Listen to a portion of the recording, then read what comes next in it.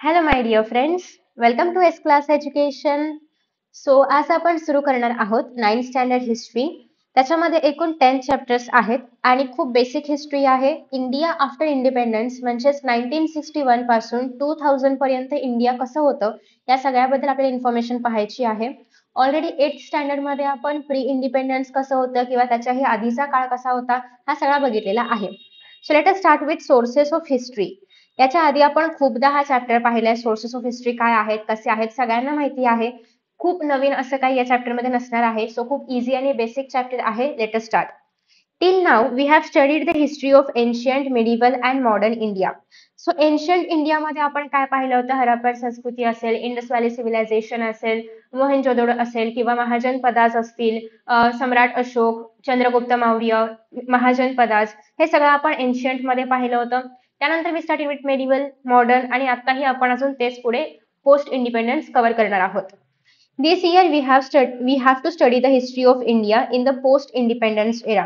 आता post independence मध्ये काय येईल? प्रिव्हियस स्टँडर्ड मध्ये आपण काय पाहिलं की आपल्याला इंडिपेंडन्स कसं मिळालं वगैरे ते सगळ्या गोष्टी आपण बघितल्या. पण पोस्ट इंडिपेंडन्स मध्ये जेव्हा ब्रिटिशर्स इंडिया सोडून गेल्यानंतर किंवा त्यांना आपल्या इंडियातून बाहेर काढल्यानंतर आपल्या इंडियामध्ये काहीतरी गव्हर्नमेंट असलं पाहिजे, काहीतरी एक ऍडमिनिस्ट्रेशन असलं पाहिजे. सो ते कसं एस्टॅब्लिश होत गेलं किंवा जे प्राईम मिनिस्टर्स आहेत, प्रेसिडेंट आहेत, त्यांचा जो काही सिक्वेन्स आहे ते सगळं आपल्याला याच्यामध्ये पुढे पाहायचं आहे. Sources of modern history are different from those of ancient and medieval history. So even main sources जसे की रिटर्न सोर्सेस असणार आहेत ते सगळं सेमच आहे. पण त्याच्यामधले जे एक्झाम्पल्स आहेत तर ते बदलत जातील. ठीक आहे. So let us see. We can study history with the help of various sources like written sources, material sources आणि oral sources. So as we have study earlier, खूप म्हणजे आपण 6th-7th स्टँडर्ड पासून पाहतोय की आपल्याकडे मेजरली जर वरच्यावर पाहायचं म्हटलं तर there are 3 sources of history. So first one is return history. So return हिस्ट्रीमध्ये काय बघतो आपण? एव्हिडन्सेस बघतो जे की काहीतरी लिहून ठेवलेले आहेत. ठीक आहे. सो मग एखादं काय म्हणतो आपण, आपल्याकडे वुडन याच्यावरती काहीतरी लिहून ठेवलं असेल, स्टोन्स वरती काहीतरी लिहून ठेवलं असेल, स्तूपाज असतील, लेणी आहेत. सो बेसिकली या सगळ्यांवरती जे काही लिहून ठेवलं आहे that comes under written sources. Next we have material sources. Material sources मध्ये काय काय येतं? फोर्ट्स वगैरे जे आहेत ते सगळे मटेरियल सोर्सेस मध्ये येतात. अजून आहे ते म्हणजे ओरल सोर्सेस. ओरल सोर्सेस म्हणजे आपण काय म्हणतो की स्टोरीज आहेत, फोक स्टोरीज आहेत किंवा पोवाडा वगैरे आहे, हे सगळं कशामध्ये येतं? ओरल सोर्सेस मध्ये येतं. सो याच्यामधले एक्झाम्पल्स काळानुसार बदलतात. लाईक एन्शियंट मध्ये काहीतरी वेगळे एक्झाम्पल्स आहेत, मिडिवल मधले एक्झाम्पल्स वेगळे आहेत आणि आपल्या मॉडर्न मधले एक्झाम्पल्स वेगळे आहेत. बट मेजरली जेव्हा आपण या लोकांना एक क्लासिफिकेशन करतो तेव्हा रिटर्न, मटेरियल आणि ओरल या 3 सोर्सेस मध्येच आपण क्लासिफाय करतो. सो नेक्स्ट आहे, आता त्याच्यामध्ये अजून एक सोर्स ऍड होत आहे. लाईक आफ्टर आपण म्हणूया पोस्ट इंडिपेंडन्स नंतर, ते म्हणजे ऑडिओ व्हिज्युअल. जसं की आपला टीव्ही आहे, we can listen also and we can see also. So किंवा we can watch also. So basically audio visual जे मीडियम आहे, आपलं युट्यूब असेल, टीव्ही असेल, सो जे आपण ऐकू पण शकतो आणि आपण बघू पण शकतो. So that is audio visual medium, जे की आधी नव्हतं, आता आहे. So in the modern period, we have to take note of various sources at the regional, state, national as well as international level. आणि हे रिक्वायर्ड आहे का? तर याच्यामुळेच आपल्याला कळतं की हिस्ट्री नेमकी कशी बदलत चाललेली आहे, हिस्ट्री नेमकी होती काय. ठीक आहे. इमॅजिन करा की जर आपल्याकडे हे सगळे स्तूप असतील, लेणी असतील किंवा काय म्हणूया आपण की काही आपल्याला खूप साऱ्या मूर्ती बघायला मिळतात, स्कल्पचर्स पाहायला मिळतात, फोर्ट्स बघायला मिळतात. Even we get to see letters काय काय आहे, राजपत्र वगैरे. सो बेसिकली हे जर आपल्याकडे नसतं तर आपल्याला कसं कळलं असतं की हिस्ट्रीमध्ये काय होऊन गेलंय. सो या सगळ्या गोष्टी किंवा सोर्सेस ऑफ हिस्ट्री का महत्वाचं आहे? To study about history, to know about history. ठीक आहे. So let us start with written sources. The following sources are included in the written sources. आत्ताच्या काळामधलं बघतोय आपण, पोस्ट इंडिपेंडन्स एरा मधलं. Newspapers again very important written source. त्याच्यामुळेच आपल्याला कळतंय ना की आफ्टर इंडिपेंडन्स काय सिच्युएशन होती आपल्या इंडियामधली किंवा काय नेमकं घडामोडी किंवा काय गोष्टी चालू होत्या, काय कॉन्सिक्वेन्सेस झाले आफ्टर इंडिपेंडन्स, त्या सगळ्या आपल्याला न्यूजपेपर मधून बघायला मिळतात. पेरिओडिकल्स असतील. पेरिओडिकल्स म्हणजे काय? एका सर्टन टाइम नंतर काहीतरी जर पब्लिश होत असेल. फॉर एक्झाम्पल तुम्ही पाहिलं असेल की I don't know whether you know not, Champak असेल किंवा हस्ती दुनियाची काही पुस्तकं वगैरे पब्लिश होतात काही सर्टन टाइम पिरियड नंतर, फॉर एक्झाम्पल 15 डेज नंतर ते बुक पब्लिश होतं किंवा 7 डेज नंतर ते बुक पब्लिश होतं, 1 मंथ नंतर पब्लिश होतं. सो बेसिकली असे काही ठरलेले बुक्स असतात जे एकेका पर्टिक्युलर पिरियड नंतर पब्लिश होतात. त्याला आपण म्हणतो पेरिओडिकल्स. डायरीज असतील, रेफरन्स बुक्स आहेत, करस्पॉन्डन्स आहेत, आर्काइव्स मध्ये असणारे जे काही डॉक्युमेंट्स आहेत आफ्टर इंडिपेंडन्स किंवा बिफोर इंडिपेंडन्स पण, गव्हर्नमेंटचे गॅझेट्स असतील, पोस्टेज स्टॅम्प्स असतील. तुम्ही कधी बघितलंय का? म्हणजे अर्थात आता काही आपण पत्र वगैरे पाठवायच्या ह्याच्यामध्ये बसत नाही, आपण डिरेक्टली व्हॉट्सअपवरती मेसेज करतो. बट पूर्वी काय व्हायचं की पत्र लिहिलं जायचं, लेटर लिहिलं जायचं. आता जसं आपण मराठीमध्ये just for marks, just for the sake of marks आपण जे लेटर रायटिंग करतो, ते आधी खरं लेटर रायटिंग करूनच आपण कम्युनिकेशन करायचो. सो त्याच्यावरती ना पोस्ट कार्ड वरती एक पोस्टेड स्टॅम्प लावलं जायचं आणि तो स्टॅम्प सेम नसायचा. आफ्टर सम चेंजेस तो स्टॅम्प बदलायचा. जसे की तुम्हाला ना इथे एक एक्झाम्पल म्हणून पोस्टेड स्टॅम्प दाखवलाय, तर हा जाल कुपर यांचा स्टॅम्प आहे.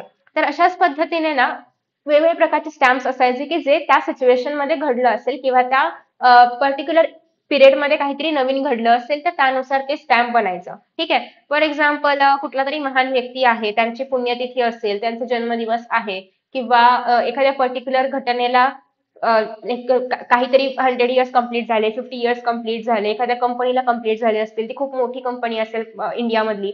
सो बेसिकली अशा काही गोष्टी त्या पोस्टेज स्टॅम्पवरती असतात. सो त्याच्यामुळे पण आपल्याला आयडिया मिळते की ओ आता हे बघून तुम्हाला कळलं की असं कोणीतरी एखादा व्यक्ती आहे, मग त्यांच्याबद्दल तुम्ही रीड केलं, so you got to know की कुपर कोण आहेत. सो बेसिकली याच्यावरूनच आपल्याला हिस्ट्री बद्दल अजून इन्फॉर्मेशन मिळते. नेक्स्ट आहे एनसायक्लोपीडियाज, राईट. आता इथे एक वर्ड होता ते म्हणजे अर्काइव्स. तर अर्काइव्स काय आहे? The place where historical documents are preserved is called as archives. जसं की फॉर एक्झाम्पल लायब्ररीमध्ये आपण बुक्स प्रिझर्व्ह करून ठेवतो. प्रिझर्व्ह नाही म्हणता येणार, बट ठीक आहे, खूप जुने जुने बुक्स बुक्स असतील, जुने ग्रंथ आहेत, खूपच जुनं काही असेल तर ते सुद्धा लायब्ररीमध्ये आपल्याला पाहायला मिळतं, मोठी लायब्ररी असेल तर. सिमिलरली अर्काइव्स मध्ये आपल्याला सगळे डॉक्युमेंट्स पाहायला मिळतात, ते प्रिझर्व्ह करून ठेवलेले असतात. So the main office of the national archives of India is at New Delhi. So हे लक्षात ठेवायचं आहे, तुम्हाला एमसीक्यूज मध्ये विचारलं जातं. So it is the largest among the whatever archives are there in the Asia. तर एशियामधलं सगळ्यात लार्जेस्ट कुठलं अर्काइव्ह आहे? न्यू दिल्लीमध्ये जे आहे तर ते. त्याच्यामध्ये आपण काय करतो, जे इम्पॉर्टंट डॉक्युमेंट्स आहेत किंवा जे हिस्टॉरिक डॉक्युमेंट्स आहेत ते आपण प्रिझर्व्ह करून ठेवतो. सो फॉर एक्झाम्पल तुम्हाला कधीतरी 4th स्टँडर्डच्या बुकमध्ये छत्रपती शिवाजी महाराजांचं लेटर वगैरे सापडलं असेल किंवा एक राजादेश राज आज्ञा ज्याला आपण म्हणतो ते पाहायला मिळालं असेल, त्या बुकमध्ये आहे. सो ते आपल्याला आता कसं कळलं, तर त्याची कॉपी किंवा ते ओरिजिनल डॉक्युमेंट पण अर्काइव्स मध्ये असणार, जेणेकरून आपल्याला ते कळतंय किंवा आपण त्याला पाहू शकतो, त्याची कॉपी पाहू शकतो, त्याची इमेज पाहू शकतो. सो त्याच्यावरून आपण ते तिथे स्टोअर करून ठेवलं आहे, प्रिझर्व्ह करून ठेवलं आहे. Just as newspapers are considered the fourth pillar of democracy in the modern period, they are also a major medium of information. As you all know की न्यूजपेपर मध्ये आपण as a citizens of India आपण आपले thoughts, आपले opinions पण त्याच्यामध्ये देऊ शकतो. असे पर्टिक्युलर कॉलम्स असतात न्यूजपेपरमध्ये ज्या ठिकाणी आपल्याला काय वाटतंय ते आपण सांगू शकतो. मे बी गव्हर्नमेंटने काहीतरी डिसिजन घेतलं असेल, त्याच्याबद्दल आपल्याला काही वाटत असेल ते चुकीचं आहे, बरोबर आहे. If you want we can also add our opinions किंवा आपण त्या कॉलम साठी लिहू पण शकतो. ठीक आहे. सो हा राईट आहे आपल्याकडे की आपण असं करू शकतो. Because of what? Because of democracy. So त्याच्यामुळे असं म्हणतोय आपण की न्यूजपेपर हे डेमोक्रेसीचा पिलर आहे. नो डाऊट त्याच्यामुळे आपल्याला इन्फॉर्मेशन पण मिळते. So it is a source of history also, medium of information also. Next is, if we consider the period from 1961 to 2000, we see that in the beginning there was no alternative to the print media, especially newspapers. So जर आपण 1961चा period पाहिला, at that time आपल्याकडे WhatsApp नव्हतं, आपल्याकडे mobile नव्हतं, Instagram नव्हतं. So तेव्हा जे काही न्यूज असायचे ते असे व्हायरल नाही व्हायचे, ते फक्त न्यूजपेपरमध्येच पाहायला मिळायचे. So at that point of time की जेव्हा ह्या सगळ्या गोष्टी अवेलेबल नव्हत्या, जेव्हा मोबाईल्स नाही, कुठलं कुठलं इतर डिजिटल मीडियम नाहीये, इव्हन न्यूज चॅनल्स नाहीयेत, कारण टीव्ही पण नव्हते तेव्हा. सो त्याच्यामुळे फक्त न्यूजपेपर हा एकच सोर्स होता की जे करंट अफेअर्स बद्दल सांगेल आपल्याला किंवा जी काही इतर इन्फॉर्मेशन आहे ती देईल. सो त्याच्यामुळे newspaper was the only important medium of communication. Communication नाही म्हणता येणार, पण इन्फॉर्मेशन म्हणूया आपण त्याला, करंट अफेअर्स बद्दलचं एक मीडियम आहे. With liberalization and widespread use of internet in India, an alternative for print media become available. आणि अर्थात लिबरलायझेशन असेल किंवा आता जे इतकं मोठ्या प्रमाणामध्ये आपण इंटरनेटचा यूज करतोय, त्याच्यामुळे खरं तर आता न्यूजपेपरच वाचत नाही कोणी किंवा असं प्रिंट हातात घेऊन वगैरे वाचणं खूप रेअर झाल्याप्रमाणे झालंय. आपण न्यूज बघतो ते आपल्याला कसं व्हॉट्सअपच्या स्टेटसवरून वगैरे कळतात किंवा इंस्टाग्रामवरून कळतात किंवा खूप सारे इतर पण ऍप्स आहेत ज्याच्यावरून आपल्याला न्यूज कळतात. अगदी शॉर्ट मध्ये न्यूज कळू शकते आपल्याला किंवा आपण न्यूजपेपरचे पण ऍप्स डाउनलोड करू शकतो. पण असं फिजिकली न्यूजपेपर घेतलंय आणि ते आपण असं हात हात त्याच्यावर ठेवून वाचतोय वगैरे हे खूपच रेअर करतो आपण. So yet the print media still continue to be powerful. पण तरी पण अजूनही न्यूजपेपर्स जे आहेत तर ते पब्लिश होतात. सो इट मीन्स दॅट की अजून पण ते एक पॉवरफुल मीडियम आहे. Newspapers. Through newspapers we get information about national, international affairs, politics, art, sports, literature, and social and cultural affairs. So newspaper is not about news only, it is also about information. So त्यामधून तुम्हाला सगळ्याच गोष्टी कळतात. So जर असं कोणी आहे का की कोणी अजून कधी न्यूजपेपर अजिबात हातातच नाही घेतला तर प्लीज एकदा हातात घ्या. चेक करा की त्याच्यामध्ये काय काय असतं, कारण फक्त काल घडलं आज घडलं एवढंच नसतं, तर त्याच्यामध्ये स्पोर्ट्स मध्ये काय चालू आहे, इंटरनॅशनल इव्हेंट्स कुठले चालू आहे, खूप गोष्टी असतात न्यूजपेपरमध्ये. इव्हन तुम्ही रोजच्या रोज न्यूजपेपर पूर्ण नाही वाचलं पण ऍटलीस्ट काही पार्ट वाचलं, काही सेक्शन वाचलं तरी पण ट्रिमेंडस अमाउंट मध्ये नॉलेज तुम्हाला मिळणार आहे. Next is newspapers contain matters related to human life. Most national newspapers have started their regional editions. हा म्हणजे जर आपल्याला असं असेल की फुल इंडियामध्ये काय चाललंय we don't care that much, पण महाराष्ट्रामध्ये प्रत्येक भागात काय चाललंय, महाराष्ट्रामध्ये साताऱ्यामध्ये काय चाललंय, सांगलीमध्ये काय चाललंय, मुंबईमध्ये काय चाललंय, ठाण्यामध्ये काय चाललंय, हे सगळं मला पाहायचं आहे. सो आपण महाराष्ट्रामधले जे काही रिजनल न्यूजपेपर्स आहेत ते वाचू शकतो. They publish supplements that give information about various topics. आता मला तुम्ही हे सांगा की जर तुम्ही न्यूजपेपर वाचत असाल तर हे सप्लिमेंट्स काय काय असतात, म्हणजे कुठल्या डोमेनवरचे असतात, लाईक हेल्थ केअर असेल किंवा स्पोर्ट्स असेल, असे अजून कुठल्या डोमेनवरचे सप्लिमेंट्स दिले जातात ते मला सांगायचं आहे खाली. So newsletters of various movements, the dailies और weeklies of political parties, monthly and annual magazines are important among the print media. So अर्थात तुम्ही कधी कधी बघितलं असेल की मॅगझिन्स असतात, अॅन्युअल मॅगझिन्स, त्याच्यामध्ये फुल इयर मध्ये काय हायलाइट्स आहेत किंवा काय करंट अफेअर्स आहेत ते त्याच्यामध्ये असतात. फक्त इम्पॉर्टंट गोष्टी असतात. काल आज उद्या परवा असं प्रत्येक डेचं नसतं, तर फुल मंथ मध्ये काय घडलं किंवा पर्टिक्युलर डे जो की खूप इम्पॉर्टंट आहे त्या दिवशी काय घडलं हे सगळं त्याच्यामध्ये अॅन्युअल रिपोर्ट असल्याप्रमाणे असतं. सो असे पण काही मॅगझिन्स असतात. जे मोस्टली युपीएससीचं प्रिपरेशन करतात, एमपीएससीचं प्रिपरेशन करतात, तर ते लोक अॅन्युअल मॅगझिन्स, मंथली मॅगझिन्स वगैरे प्रेफर करतात. So some newspapers produce special supplements towards the end of the year that take an overview of the important events in the year. हेच आपण बघितलं. So such supplements help us to understand the important events that happen in the year. Press trust of India अतिशय important आहे, जे तुम्हाला exam मध्ये as a question विचारला जाऊ शकतो शॉर्ट नोट लिहिण्यासाठी, PTI. So after 1953, the Press Trust of India has been an important source of primary details of all the important events and of articles on the important subjects.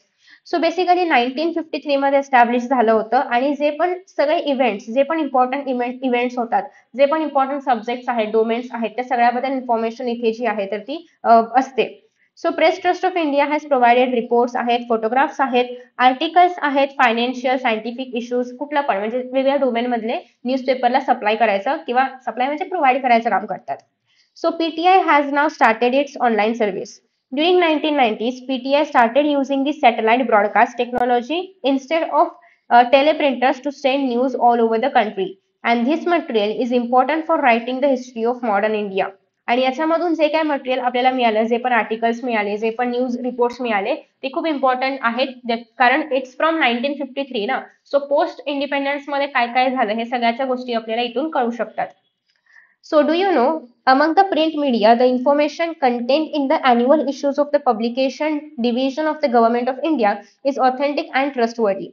So बघा, खूप सारे newspapers आहेत, खूप सारे news channels आहेत. प्रत्येक newspaper मधली प्रत्येक न्यूज किंवा प्रत्येक इन्फॉर्मेशन ही 100% ऑथेंटिकेट आहे, 100% खरी आहे हे आपण नाही सांगू शकत. म्हणजे नो डाऊट असू पण शकते खरी, बट आपण हे असं कन्फर्म नाही सांगू शकत. किंवा प्रत्येक न्यूज जी पण न्यूज चॅनलवरती डिस्प्ले होते, स्पेसिफिकली जर तुम्ही मराठी न्यूज चॅनल्स पाहत असाल तर खूप प्रकारच्या न्यूज डिस्प्ले होतात आणि ती प्रत्येक न्यूज इम्पॉर्टंट आणि खरी असेल असं आपण नाही सांगू शकत. तुम्ही जर फॉलो करत असाल न्यूज चॅनल्स तर यू नो. तर बेसिकली या सगळ्यांमध्ये मग खरं खुरं काय आहे हे आपण कसं फाइंड आउट करणार किंवा खरा खुरा सोर्स काय आहे. तर publication division of government of India हे जे काही पब्लिश करतील तर ते आपण ऑथेंटिकेट मानू, म्हणजे ऑथराइज्ड आहे किंवा ते 100% ट्रस्टवर्दी आहे असं आपण मानू शकतो. For example the information and broadcasting डिपार्टमेंटने पब्लिश केलं होतं इंडिया 2000, जे की अॅन्युअल रेफरन्स बुक आहे. त्याच्यामध्ये फुल 2000 मध्ये काय घडलं होतं फर्स्ट म्हणजे स्टार्टिंग टू एंडिंग हे सगळं त्याच्यामध्ये दिलेलं आहे. So this reference book is created under research reference and training department. आता त्याच्यामध्ये काय काय आहे बघा. It contains useful information about land बद्दल, पीपल, नॅशनल एम्बल्स म्हणजे आपले जे काय म्हणूया आपण लोटस आहे, टायगर आहे. सो हे सगळे नॅशनल एम्बलेम्स आहेत आपले. पॉलिटिकल सिस्टम असेल, डिफेन्स आहे, education, cultural events and an account of the development in the field of science and tech. म्हणजे सायन्स अँड टेक्नॉलॉजी मध्ये काही नवीन डिस्कवरीज असतील, कोणाला काही तुम्ही बघितलं असेल की नोबेल प्राइज वगैरे मिळतं, तर ते सगळ्या गोष्टी असतील त्या पण ह्याच्यामध्ये येतात. एन्व्हायरमेंटशी रिगार्डिंग काही इश्यूज असतील किंवा कोणी काही नवीन काहीतरी मुवमेंट केली असेल किंवा काहीतरी केलं असेल ते सगळं याच्यामध्ये पब्लिश केलं गेलं होतं. Regarding to health, family welfare, social welfare, mass of sorry media of mass communication along with the basic data related to economics काही असेल, फायनान्स काही असेल. फॉर एक्झाम्पल 2016 मध्ये डिमॉनिटायझेशन करण्यात आलं होतं, नोटबंदी ज्याला आपण म्हणतो. सो बेसिकली या ज्या काही गोष्टी आहेत त्या त्या सगळ्याचं पण इन्फॉर्मेशन आता अर्थात 2016चं आहे मी जे एक्झाम्पल दिलं ते, बट रिगार्डिंग टू धिस त्या काळामध्ये पण काहीतरी इकॉनॉमिक्स किंवा मनी बद्दल झालं असेल ते सुद्धा त्याच्यामध्ये असणार आहे. So planning, agriculture, water conservation, rural development, food, civil supplies, energy, industries, trade and commerce, transport, communication असेल, labor, housing, laws and statutes, youth and sports department. So basically या सगळ्या गोष्टींबद्दल पब्लिकेशन डिव्हिजन ऑफ इंडिया मध्ये information असते. So तुम्हाला जर काही authenticate information हवी असेल, do visit this website. So तुम्हाला बरोबर ज्या न्यूज आहेत, बरोबर ज्या गोष्टी आहेत त्या मिळतील. Next is posted stamp. पहिलं ना म्हणजे एसे लिहायचं असायचा की व्हॉट इज युअर हॉबी वगैरे, तर त्याच्यामध्ये लोक लिहायचे collecting postage stamps. So it's like की postage stamps are of different type, जसं की आपण आधी म्हणालो की ते नेहमी बदलत असतात डिपेंडिंग अपॉन काय त्या काळामधली घटना असेल त्याप्रमाणे. सो ते नेहमी बदलत असतात आणि त्यामुळे ते कलेक्ट करून ठेवणं it was a hobby of people of the like those era किंवा दॅट टाइम असं आपण म्हणू शकतो. So the postage stamps don't reveal anything on their own, yet a historian makes them speak. There have been several changes in postage stamps since India became independent. Postage stamps reveal a to us about changing times due to variety in the sizes of the stamps, the novelty in their subjects and the color schemes. अर्थात आताचे जे postage stamps आहेत ते वेगळे bright किंवा आपण असं म्हणूया की खूप छान कलर्सचे आहेत. आधी थोडेसे ब्लर कलर असायचे किंवा काहीतरी 2-3च कलरचे असायचे, समथिंग लाईक रेड, ग्रे अशाच काही कलर्स मध्ये असायचे. आता व्हरायटी ऑफ कलर्स मध्ये पोस्टेज स्टॅम्प्स बघायला मिळतात. सो ही जी क्वालिटी आहे, ही जी डेव्हलपमेंट आहे तर ती पण आपल्याला बघायला मिळते. So the postal department issues postage stamps on a wide variety on the themes like political leaders असतील किंवा असं एखादं फ्लार आहे की जे खूप वर्षांनी येतं, तर किंवा त्याला काहीतरी एखादं हिस्टॉरिक बॅकग्राऊंड आहे, जॉग्राफिक बॅकग्राऊंड आहे, असं काहीतरी एखादं फ्लार असेल, असं काहीतरी कुठलं तरी अॅनिमल असेल, बर्ड्स आहे, इव्हेंट्स आहे, कुठल्या तरी ह्याचं सिल्वर जुबली झालं असेल, गोल्डन जुबली किंवा डायमंड जुबली झालं असेल, बाय सेंट्री झाली असेल. ठीक आहे. सो बेसिकली या सगळ्या सिच्युएशन्स मध्ये डिफरंट डिफरंट इव्हेंट्स मध्ये जे पोस्टेज स्टॅम्प्स आहेत तर त्याच्यावरचं जे काय म्हणूया आपण चित्र आहे किंवा जे कॉन्टेंट आहे तर ते बदललं जातं. ठीक आहे. सो लेट अस सी, आता आपल्याला एका पोस्टेज स्टॅम्प बद्दल इन्फॉर्मेशन बघायची आहे. ज्यांना मला इंटरेस्ट असेल प्लीज अशा प्रकारचे खूप सारे पोस्टेज स्टॅम्प्स असतात, सर्च करा गुगलवरती, यू गेट टू नो की किती variety of postage stamps available होते किंवा काही आहेत सुद्धा. The Indian government issues the Jal Cooper stamp in 1977. Jal Cooper was an internationally acclaimed philatelist. Philatelist म्हणजे काय, जे पोस्टेज स्टॅम्प्सच्या टॉपिकमध्ये किंवा त्या सब्जेक्टमध्ये एक्सपर्ट आहे त्याला आपण म्हणू शकतो. So born in a Parsi household in Mumbai, Cooper edited India's stamp journal. He was the founder of the first philatelic bureau in India, and office that collected stamps. So philatelic bureau of Indiaचं main objective किंवा main working काय आहे तर स्टॅम्प्सचं collection करणं, पोस्टेज स्टॅम्पचं collection करणं. He founded the Empire of Indian Philatelic Society. He went to write many books on the subject regarding to postage stamps किंवा postal services वगैरे. He gave a scientific bent to his hobby. He played a pivotal role in taking the study of Indian postage stamp to the international level. So basically हे जे postage stamp आहे, Indian postage stamp आहे, त्याचं काय म्हणूया आपण त्याच्याबद्दल सगळ्यात ऍट द इंटरनॅशनल लेवलमध्ये त्यांनी हे सगळं स्प्रेड केलं की असे पोस्टल स्टॅम्प्स आहेत किंवा असं काही काही आहे, हे सतत बदलतात, हे काय एक्सप्लेन करतात. ठीक आहे. So having started his career as a posted stamp collector, Cooper achieved the expertise of a philatelist at the international level. म्हणजे त्यांचं जस्ट एक हॉबी होतं की स्टॅम्प्स कलेक्ट करायचं वगैरे, पण लेटर ऑन ते त्याच्यामध्ये एक्सपर्ट बनले. The postage stamp on Jarl Cooper is an important source to understand his significant contribution to his field. आणि मग त्यांच्याच नावाचं किंवा त्यांचंच एक पोस्टेज स्टॅम्प पण बनवलं गेलं. त्याच्यामध्ये बघा खूप सारे इन्फॉर्मेशन तुम्हाला बघायला मिळतात. नेक्स्ट इज, आता आपण रिटर्न सोर्सेस पाहिले. आता आपल्याला बघायचं आहे मटेरियल सोर्सेस. मटेरियल सोर्सेस मध्ये कॉइन्स, ऑर्नामेंट्स, फोर्ट्स, केव्स, हे सगळं जे पण आहे हे सगळं येतं. So the following sources are included among the physical sources. जसं की कॉइन्स असेल, ऑर्नामेंट्स आहे, म्युझियम्स आहे, places of worship, things which is used in daily use, किंवा क्लोथिंग असेल, रॉयल सील्स काही भेटले असतील, ज्याला आपण राजपत्र, राजज्ञा वगैरे म्हणतो, मॉडर्न आर्किटेक्चर असेल. सो बेसिकली हे सगळं काय आहे, मटेरियल सोर्सेस आहेत की ज्या ठिकाणी ऍक्च्युअल जर काही हिस्ट्री मधलं आपल्याला पाहायला मिळालं. फॉर एक्झाम्पल एखादा पॉट असेल, त्याच्यावर ते डिझाईन आहे आणि हिस्टोरियनचं असं मानणं आहे की ते डिझाईन हरप्पा च्या काळामधलं आहे. सो ते पण त्या ठिकाणी ठेवलं जातं फॉर द स्टडी पर्पज साठी. ठीक आहे. आफ्टर दॅट नेक्स्ट आहे, आता कॉइन्सचं काय रिलेशन आहे किंवा कॉइन्स कसे सोर्स ऑफ हिस्ट्री आहेत, latest check. So we can also understand history with the help of coins and the changes in the printing of currency notes. तुम्ही पाहिलं असेल तर अर्लियर म्हणजे साधारणतः 2016च्या आसपास, त्याच्या आधी म्हणायला पाहिजे, नोव्हेंबरच्या आधी, we were use to have 1000 रुपीजचे नोट्स, जे की आता नाहीये करन्सीमध्ये. ठीक आहे. त्याच्या आता रिसेंटली काही काही साधारणतः काही महिन्यांपूर्वी म्हणूया आपण 2000चे नोट्सचं पण प्रिंटिंग बंद झालेलं आहे. सो बेसिकली, किंवा त्याच्या आधी आपण पाहायचो 1 रुपीची नोट होती, 2 रुपीची नोट होती, 5 रुपीची पण नोट होती, काही ठिकाणी पाहायला पण मिळत असेल. सो बेसिकली हे करन्सीज आता नाहीयेत. सो ते करन्सीज तेव्हा प्रेझेंट होते, तेव्हा त्याच्या मागे काहीतरी चित्र असायचं. तुम्ही जर पाहिलं असेल तर 5 रुपीजच्या नोट एक ग्रीनिश कलर मध्ये असायची ती, आणि त्याच्या मागे ट्रॅक्टर, ऍग्रिकल्चर, फार्मिंग अशा थीम वरती ती बेस्ड होती. सो इट मीन्स दॅट की जेव्हा ती नोट बनवली गेली तर तेव्हा ऍग्रिकल्चर, लाईक नो डाऊट आता पण ऍग्रिकल्चर हे काय म्हणूया आपण प्रायमरी गोष्ट आहे आपल्या इंडियामधली, बट तरी सुद्धा तेव्हा इट वॉज व्हेरी डॉमिनंट. ठीक आहे. सो अशा पद्धतीने कॉइन्स असेल, करन्सी असेल, याच्यावरून पण आपल्याला थोडंफार हिस्ट्री बद्दल इन्फॉर्मेशन मिळते. सो आरबीआय म्हणजे रिझर्व्ह बँक ऑफ इंडिया, जे की नोट्स प्रिंट करायचं काम करतं. त्याचं हेडक्वार्टर्स आहे मुंबईमध्ये. सो बघा इथे पण तुम्हाला बघायला मिळते regarding to farming, food, agriculture या गोष्टीशी निगडीत पाहायला मिळते. आणि 1970 म्हणजे हे 1 रुपीचं कॉइन तेव्हा बनवले गेले 1970 मध्ये. The coins from 1950 to those used at the present, the metal used for making them. तुम्ही जर पाहिलं असेल तर हे कॉइन जास्त जड होता. हा 1 रुपीचा कॉइन पण खूप जड होता, जेवढा आता 10 रुपीचा कॉइन पण जड नाहीये, हेवी नाहीये. सो बेसिकली तेव्हाचं मटेरियल वेगळं होतं, आताचं मटेरियल वेगळं आहे.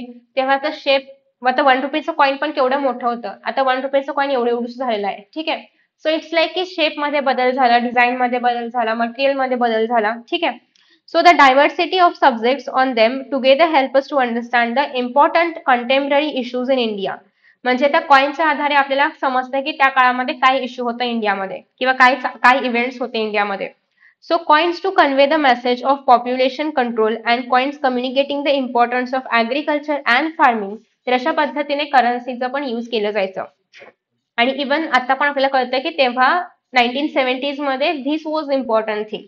ठीक आहे. जे की कॉइन्स वरती पाहायला मिळतं. तुम्ही पाहिलं असेल 2000च्या नोटच्या मागे सॅटेलाइटचं इमेज होतं. म्हणजे काय की या पिरियडमध्ये जेव्हा 2000ची नोट्स बनवली गेली, आपल्याकडे सायन्स आणि टेक इतकं डेव्हलप आहे की आपण सॅटेलाइट्स बनवले होते, किंवा म्हणजे बनवत आहोत नो डाऊट, पण बनवले आहेत, बनवले होते. तेव्हा आपल्या इंडियामध्ये सॅटेलाइट्सला जास्त इम्पॉर्टन्स आहे, सायन्स आणि टेकला इम्पॉर्टन्स आहे, ते आपल्याला 2000च्या नोट्स मधून पाहायला मिळतं.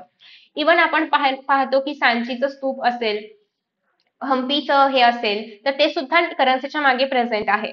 सो इट्स लाईक की त्याच्यावरून आपल्याला आपलं इंडियामधले जे हेरिटेज साइट्स आहेत त्याच्याबद्दल पण पाहायला मिळतं.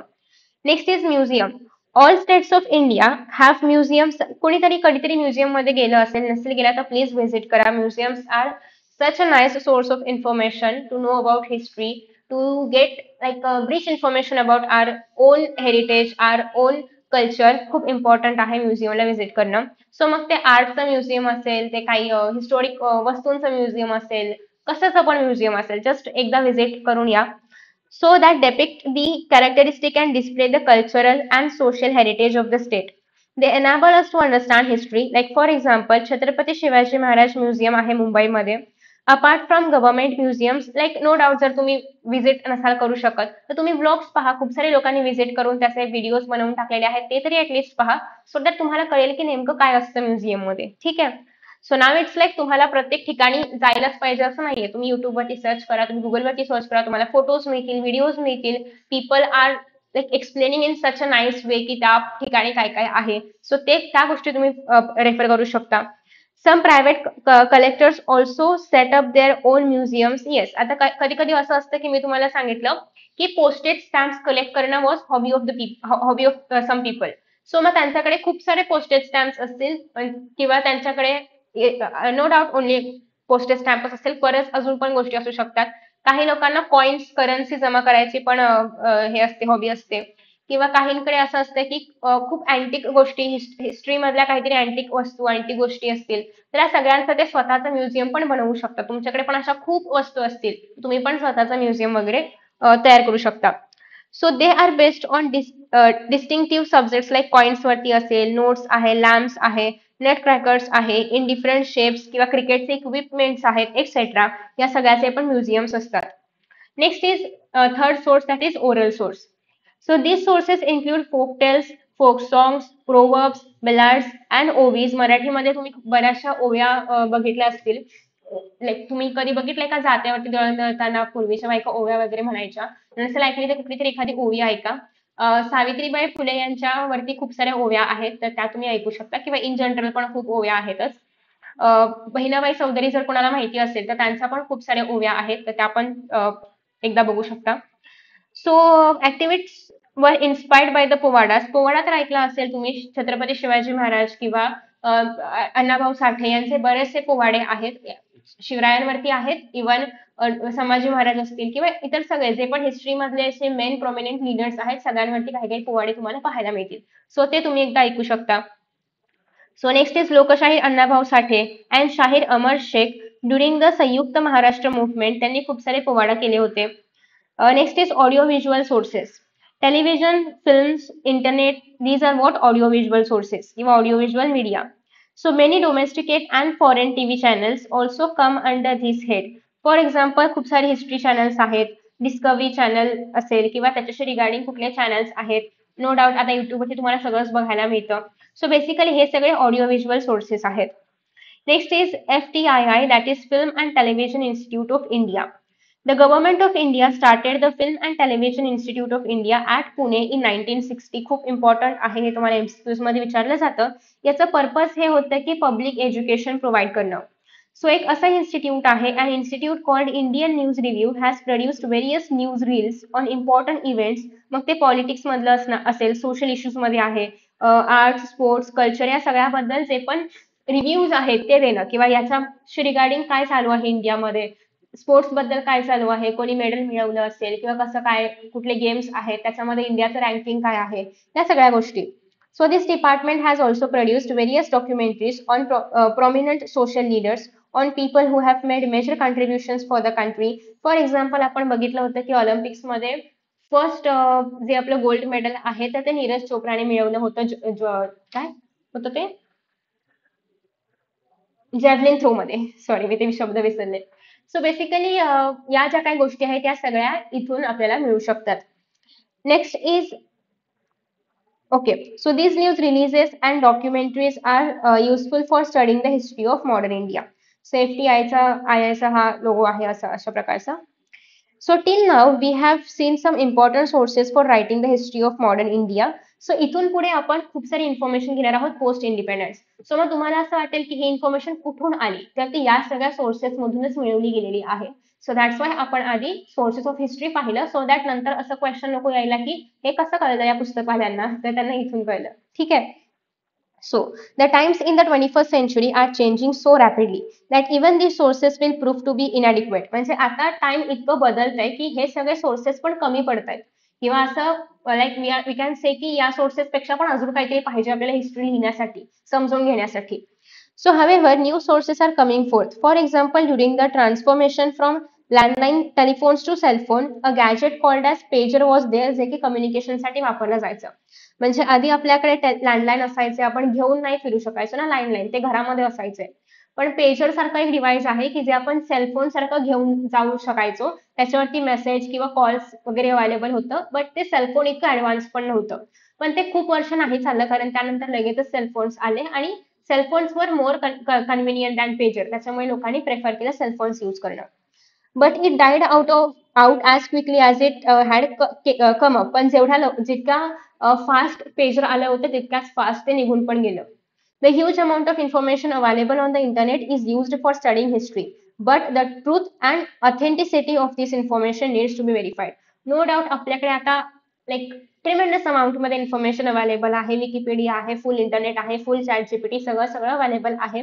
बट ते खरं असेल, ती इन्फॉर्मेशन खरी असेल, हे 100% आपण गॅरंटी नाही देऊ शकत. सो अंटिल आणि अनलेस तुम्ही ते व्हेरीफाय नाही करत, तुम्ही त्याची ऑथेंटिसिटी तपासून नाही पाहत, you should not trust on the information. ठीक आहे. So now it has become comparatively easy to study history with all these sources. आणि हे सगळे सोर्सेस असल्यामुळेच we are able to study the history, like the historians are able to write the history. ठीक है.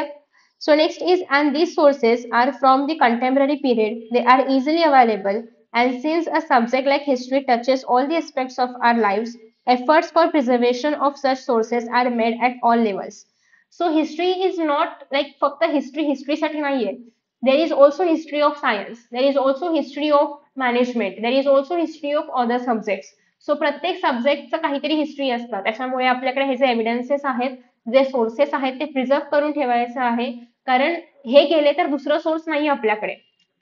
Like for example, may be एखादा ABC राजाने त्याच्या हाताने काहीतरी लिहून ठेवलं असेल. व्हॉट इफ तो सोर्स हरवला, तर दुसरं सोर्स नाही आपल्याकडे, आपल्याकडे ते एकच सोर्स अवेलेबल आहे, त्याच्यावरती आपण त्या राजाची हिस्ट्री लिहू शकतो. सो त्याच्यामुळे हे सोर्सेस प्रिझर्व करणं खूप जास्त इम्पॉर्टंट आहे, आणि त्यासाठी आपण पण आपले एफर्ट्स कंट्रीब्यूट केले पाहिजेत. सो आय होप की तुम्हाला हा चॅप्टर समजला असेल. खूप बेसिक चॅप्टर आहे, खूप ऍडव्हान्स डिफिकल्ट असं काही याच्यामध्ये नव्हतं. जे 3 सोर्सेस आपण 7th 8th स्टँडर्ड पासून पाहतोय तेच 3 सोर्सेस आहेत, फक्त त्यांचं ऍडव्हान्स व्हर्जन आपण पाहिलं. सो नेक्स्ट चॅप्टर मध्ये आपण पाहणार आहोत इंडियामध्ये काय काय इव्हेंट्स घडले, स्पेसिफिकली इंडियामध्ये after 1960. So thank you so much for watching this video. I hope की तुम्हाला हा व्हिडिओ आवडला असेल. See you in the next video. Bye bye.